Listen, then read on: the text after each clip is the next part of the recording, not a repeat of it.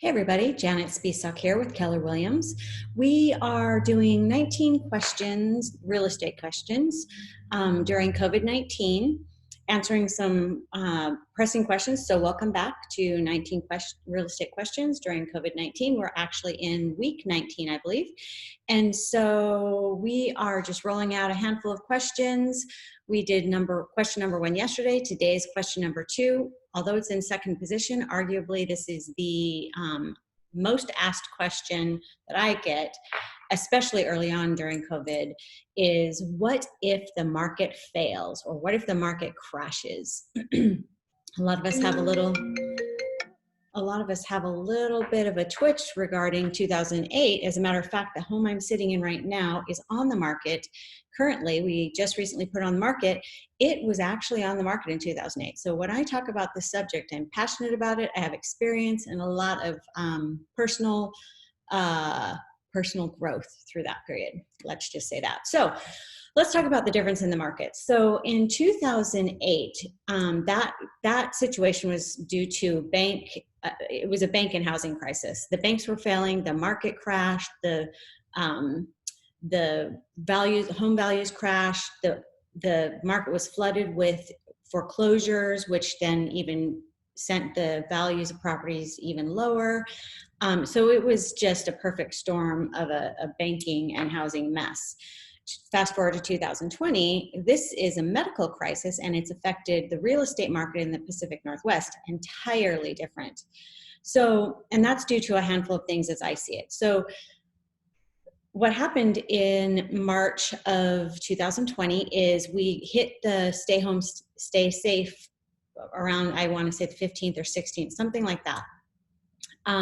At that moment, the sellers and the buyers hit the brakes. And so it literally had a net zero effect on the market because, for example, if there was a flood of listings at the time, like people panicked and listed their houses, that would have potentially driven prices down because the buyers left the market. But because they both left the market at the same time, it had a net zero effect. So that's one component.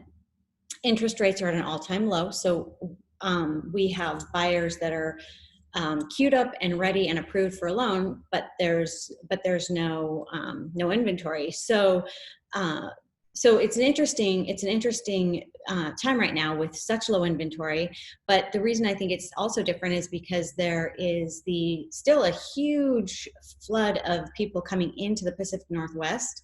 So the population is continuing to increase, and they're looking for a place to live. And let's see, I have my notes here. And it's interesting because buyers have outpaced sellers in this market coming back into the market because in any and every market, people are making real estate decisions. There are people buying and selling. And so as people are needing to move into the area or make changes about their living arrangements, they're coming back to the market faster than the sellers are, which is what's creating a very low inventory. And it's also keeping the values at or an increasing kind of trajectory right now.